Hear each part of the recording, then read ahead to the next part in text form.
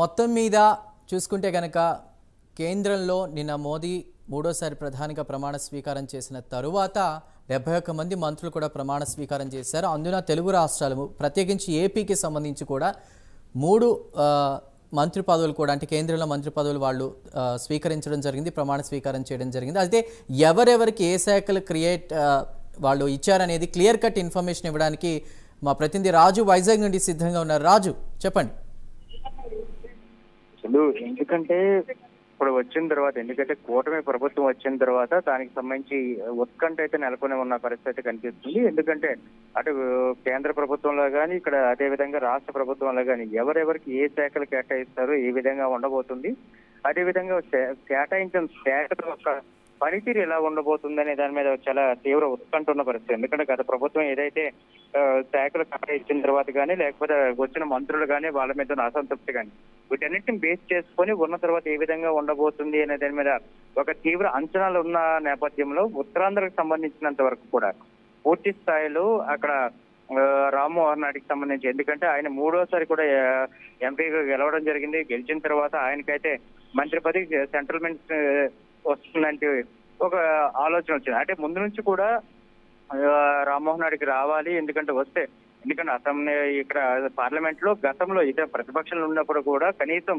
4 ఎంపీలతో వెళ్ళినప్పుడు కూడా కాస్త కేసీఆర్ కనుక ఉత్తరాంధ్ర అభివృద్ధి కోసం పాటుపడ్డారు కనుక ఈసారి తప్పకుండా అయితే ఆయనకి సెంట్రల్ మినిస్టర్ రావాలంటూ కూడా చాలా మంది కోరుకున్న పరిస్థితి కనిపిస్తుంది. దాంట్లోనే భాగంగానే ఈ రోజు వచ్చిందని చెప్పుకోరు. వచ్చిన తర్వాత కూడా ఆయన కేవలం ఒకే విషయం చెప్పడం జరుగుతుంది, ఉత్తరాంధ్ర అభివృద్ధి కోసం అదే విధంగా ఆంధ్రప్రదేశ్ అభివృద్ధి కోసం తీవ్రంగా కృషి చేస్తాను.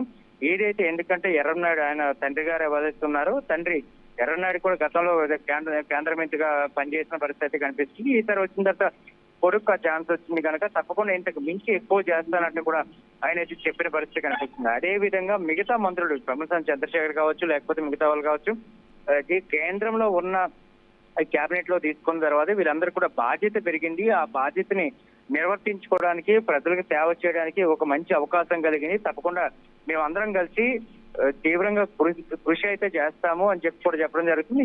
దీంతో తప్పకుండా అయితే ఏపీ అభివృద్ధి కోసం మాత్రం పూర్తిగా ఒక కృషి చేయడం కోసం కాకుండా దానికి సంబంధించినంత వరకు కూడా పూర్తి స్థాయిలో కూడా అభివృద్ధి చెందుతుందనేది కూడా ఏపీ ప్రజల ఒక ఆలోచన అనేది కూడా మనం చెప్పుకోవచ్చు. ఎందుకంటే గతంలో జరిగిన అభివృద్ధికి ఇప్పుడు జరుగుతున్న అభివృద్ధికి పూర్తి స్థాయిలో భిన్నంగా ఉంది. అప్పుడు సంక్షేమం అనుకున్నాం, అది సంక్షేమే కాదు, సంక్షేమంతో కూడిన అభివృద్ధి కావాలి అంటే కూడా ప్రతి ఒక్కరు ఒక కూటమికి అయితే ఓటు వేయడం జరిగింది. అదే సంక్షేమంతో కూడా అభివృద్ధిని మేము చేస్తాం, తప్పకుండా అయితే అభివృద్ధి చెందుతుంది అంటూ కూడా వీళ్ళందరూ పూర్తి స్థాయిలో నమ్ముతున్నారు కనుక అదే విధంగా సెంట్రల్ మినిస్టర్ గా వెళ్ళిన వాళ్ళు అక్కడున్న బాధ్యతలు నిర్వహిస్తారు. అదే కాకుండా రాష్ట్రానికి సంబంధించిన నిధులు కానీ లేకపోతే సౌకర్యాలు కావచ్చు లేకపోతే ఏవైతే డిమాండ్స్ ఉంటాయో అంటే న్యాయపరమైన డిమాండ్స్ ఏవైతే ఉంటాయో ప్రతి ఒక్క దాన్ని కూడా తీసుకొని ఈ రోజు ఏపీకి అయితే మాత్రం మరి ఒక మహర్దశ వస్తుందంటూ కూడా ప్రతి ఒక్కరు ఒక ఆలోచన జరుగుతున్న పరిస్థితి కనిపిస్తుంది. తప్పకుండా ఆ దిశగా అడుగులు కూడా వీళ్ళు వేస్తారని చెప్పి మనం అయితే అనుకోవచ్చు. చంద్రు, అంటే మనం చూస్తే ఇప్పుడు పెమ్మసాని చంద్రశేఖర్ కావచ్చు, శ్రీనివాస్ వర్మ కావచ్చు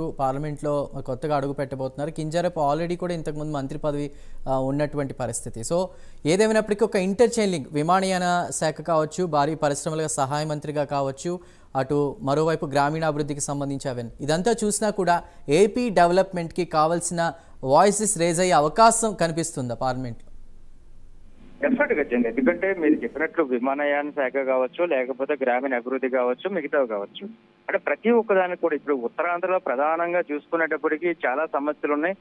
ఎక్కడి నుంచి గల్ఫ్ దేశాలకు వెళ్ళిన వాళ్ళు కావచ్చు లేకపోతే మిగతా ఆ దేశాలకు వెళ్ళి బతుకుతున్న వాళ్ళు కావచ్చు, ఇక్కడ నుంచి అంటే వెళ్ళిన ప్రతి ఒక్కరికి కూడా ఒక సౌకర్యం కావాలి. అది రోడ్డు మార్గమా లేకపోతే రైల్వే మార్గమా లేకపోతే విమానయానమా, అది ఒకటి కాదు. దాంతో పాటు వచ్చిన తర్వాత కూడా ఇప్పుడు వచ్చిన భోగాపురం ఎయిర్పోర్ట్ కావచ్చు లేకపోతే మిగతా విశాఖకు సంబంధించిన మొన్నటి వరకు 8 గంటల వరకు మాత్రం ఎయిర్పోర్ట్ ను పరిమితం చేసేవాళ్ళు, ఎందుకంటే డిఫెన్స్ దేంట్లో ఉందని.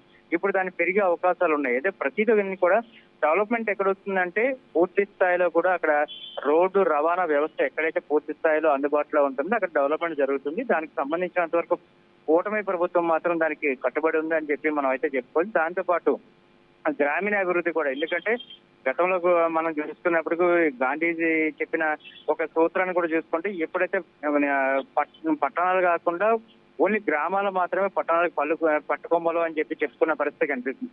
ఈ రోజు గ్రామాలు అభివృద్ధి చెందడానికి కానీ